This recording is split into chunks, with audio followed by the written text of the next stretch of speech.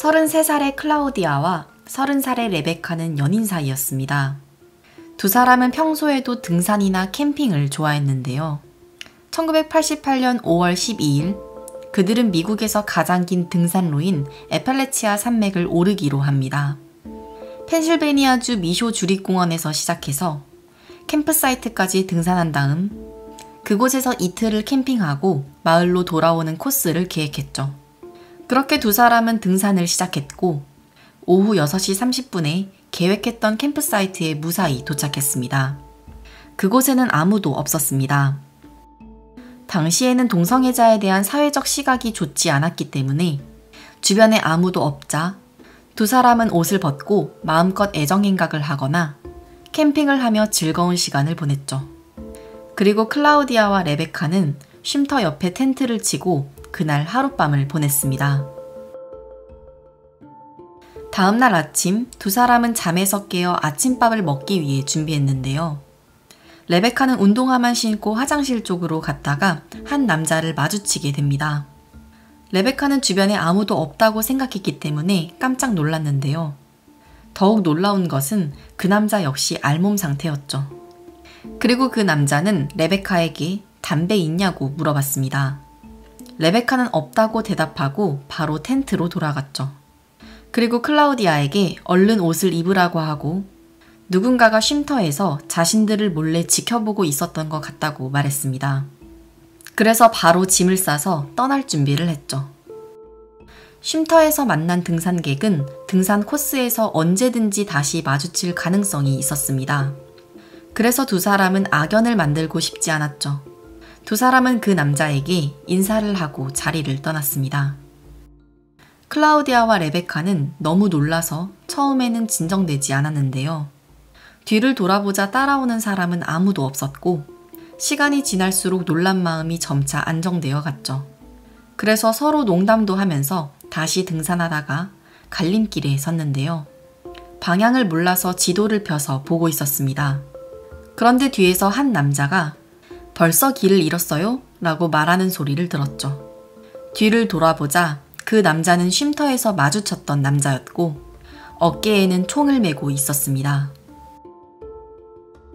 클라우디아와 레베카는 이번에는 소름이 끼쳤습니다.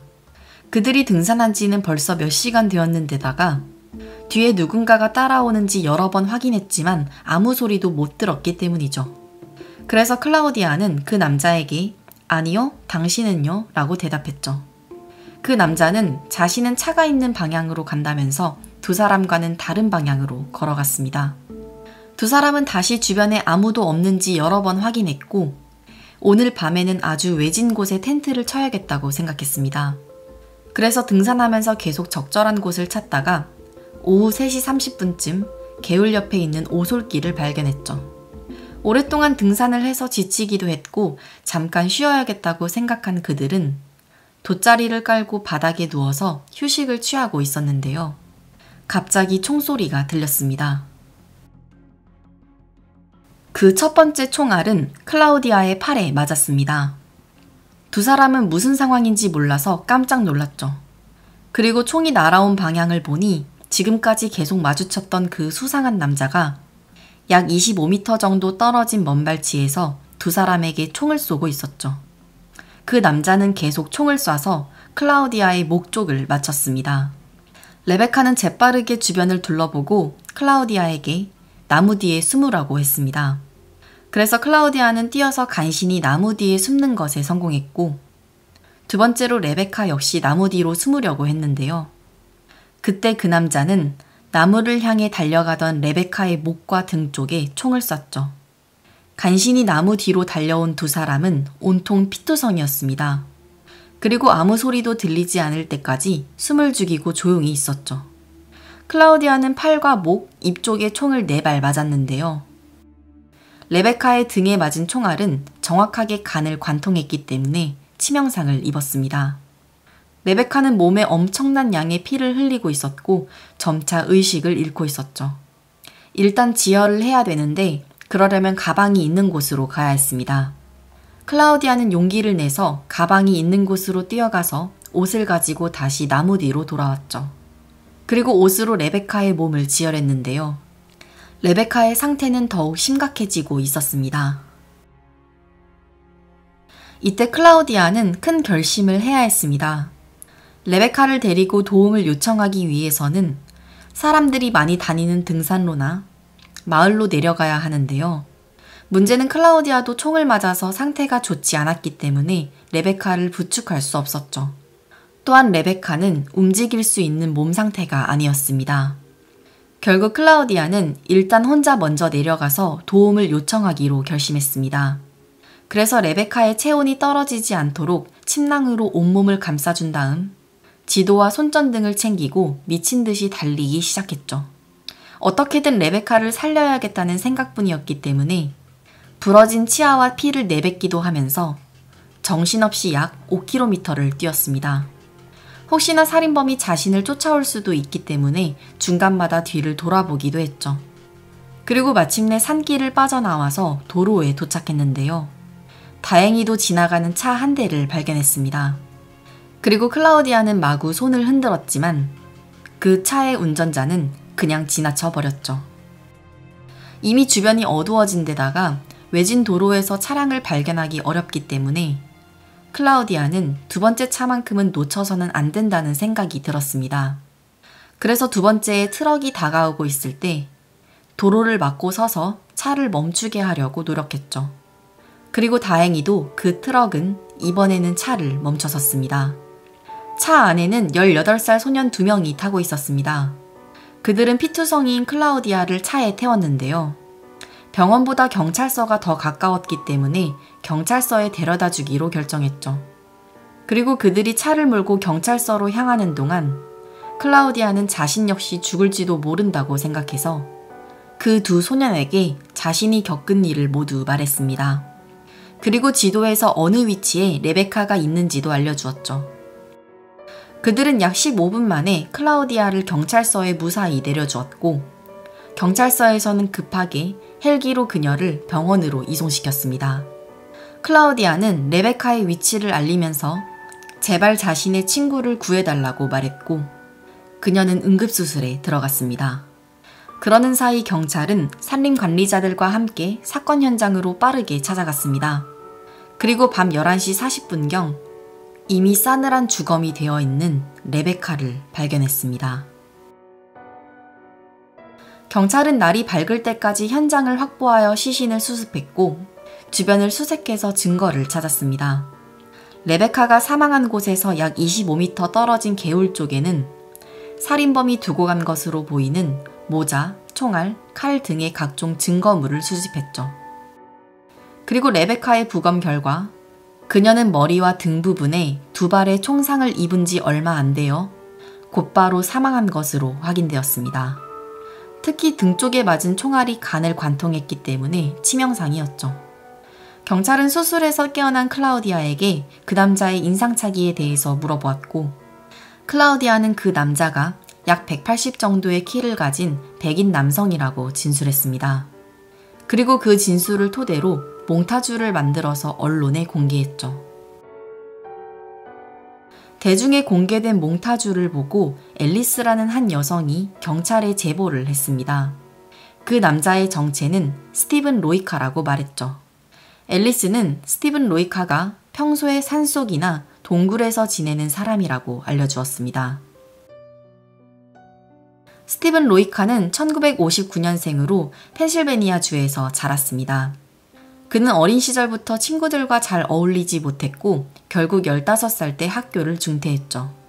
그 이후로 플로리다주로 가서 그때부터 끊임없이 범죄를 저지르며 교도소를 들락날락했습니다. 처음에는 단순한 절도였는데요. 1979년 스티븐 로이카가 19살일 때 혼자 살고 있는 75살 여성의 집에 침입해서 금품을 훔치려고 하다가 그 여성이 깨어나자 칼로 찌르고 달아났죠. 그 여성은 다행히도 살아남았지만 그때부터 스티븐 로이카는 도망자 신세가 되었고 그는 다시 펜실베니아주로 돌아왔습니다. 그리고 그때부터 산속이나 동굴에 은신처를 만들어서 사냥과 낚시 등을 하며 살았죠. 그는 가끔 마을 쪽으로 가기도 했는데요. 그러다가 앨리스의 가족들을 알게 되었고 그들과 교류하고 지내기 시작했죠. 스티븐 로이카는 앨리스의 가족들에게 그림을 그려주거나 앨리스의 아들에게 총으로 사냥하는 방법을 알려주었습니다. 그리고 앨리스의 가족들은 스티븐 로이카가 주로 산에서 지낸다는 사실을 알고 목욕이나 식사를 할 수 있게 도와주었죠. 그러다가 1988년 5월 14일 스티븐 로이카가 살인을 저지른 다음 날 그는 오랜만에 앨리스의 집에 나타났는데요. 앨리스의 증언에 의하면 그는 당시에 굉장히 안절부절 못하고 무언가 걱정하는 듯 보였다고 합니다. 그리고 스티븐 로이카는 앨리스에게 자신이 총을 도둑 맞았다고 말했죠. 그 이후로 그는 앨리스의 집을 떠나서 자신의 은신처 중 하나인 동굴로 갔고 앨리스는 그 이후로 그를 보지 못했습니다. 그러다가 언론에 공개된 몽타주를 보고 경찰에 신고하게 된 것이었죠. 마침 수사관은 사건 현장에서 발견한 증거품을 분석하고 있었는데요. 앨리스의 집에서 발견된 총알이 사건 현장에서 발견된 총알과 일치했습니다. 게다가 앨리스의 집에서는 하얀색 고양이를 키우고 있었는데 사건 현장에서 발견된 모자에서 흰색 털 2가닥이 발견되었죠. 그 흰색 털은 앨리스의 집에서 키우는 고양이의 것과 일치했습니다. 따라서 수사관은 그녀의 증언이 상당히 신빙성이 있다고 파악했고 그때부터 스티븐 로이카를 공개 수배범으로 전환하고 언론에 대대적으로 알렸습니다. 한편 스티븐 로이카는 동굴에 약 5일 정도 숨어 있다가 폭우로 인해서 동굴이 물에 잠기자 강을 따라서 북쪽으로 향하기 시작했습니다. 그리고 메노나이트 신도들이 모여 사는 동네에 도착했죠. 그 동네는 스티븐 로이카가 레베카를 살인한 곳에서 약 30km 정도 떨어진 곳에 있었습니다. 메노나이트는 보수적인 종교단체인데요. 그곳 사람들은 최대한 현대기술을 사용하지 않고 자기들끼리 공동체를 만들어서 생활하는 종교단체이죠. 따라서 그들은 TV도 보지 않기 때문에 스티븐 로이카가 범죄자라는 사실을 전혀 몰랐습니다. 그는 메노나이트 신도들에게 자신의 이름은 마이크라고 소개했습니다. 등산을 하다가 날씨가 안 좋아서 길을 잃었다고 말하며 메노나이트 사람들의 농장에서 일하는 대신 숙식을 제공받으면서 지냈죠. 사건이 벌어진 지 약 12일째가 되던 5월 24일 메노나이트의 한 교인이 신고를 하게 되는데요. 그는 남들 몰래 TV를 종종 봤기 때문에 주요 뉴스로 다뤄지던 스티븐 로이카의 소식을 알게 되었습니다.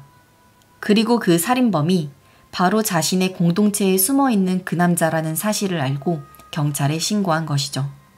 마침내 수사관은 수십 명의 경찰과 수색견 그리고 헬기까지 총동원해서 그 마을에 나타났고 농장에서 일하고 있던 스티븐 로이카를 체포했습니다. 그는 체포되자 자신이 총을 도난당했다고 변명했습니다. 그 이후로 자신은 메노나이트 교인이 모여 사는 지역에 우연히 도착해서 이곳에서 줄곧 지냈다고 말했죠. 그러자 수사관은 그에게 산에서 총을 맞은 2 여성 중에 1명이 살아남았다고 알려주었습니다. 그리고 그 여성이 진술한 당신의 인상착의가 일치하며 그들이 맞은 총알과 당신의 총이 일치한다고 말했죠.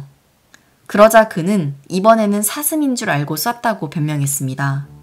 하지만 그는 실수라고 하기에는 2 여성에게 무려 8발이나 발사했고 2 여성들을 스토킹했었기 때문에 그의 변명은 통하지 않았습니다. 스티븐 로이카는 1급 살인, 살인 미수 등의 혐의로 기소되었습니다.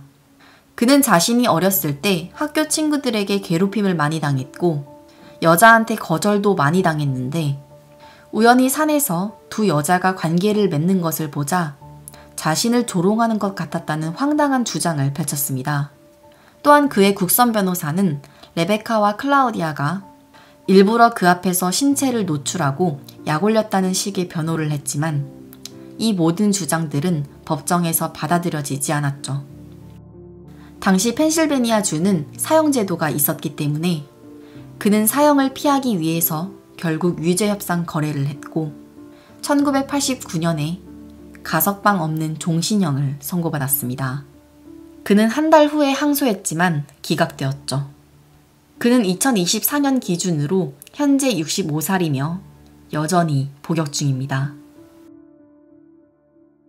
클라우디아와 레베카는 당시의 가족과 주변인들에게 자신들이 동성애자라는 사실을 비밀로 하고 있었습니다. 그래서 클라우디아는 살아남은 후에도 여러 방면에서 어려움을 겪었죠.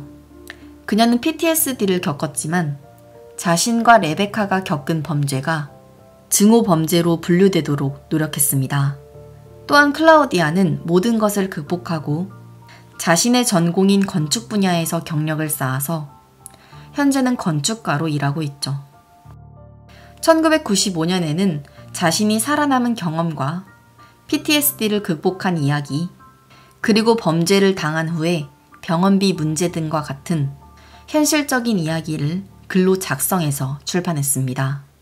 이렇게 클라우디아는 등산을 하다가 마주친 살인마에게서 기적적으로 살아남았습니다. 그리고 살인범을 체포하고 정의를 구현하는 것에 성공했지만 그날 우연히 스티븐 로이카 같은 범죄자를 만나지 않았더라면 레베카는 경영학 박사과정을 밟고 자신만의 커리어를 쌓았을 것이라며 안타까워했습니다.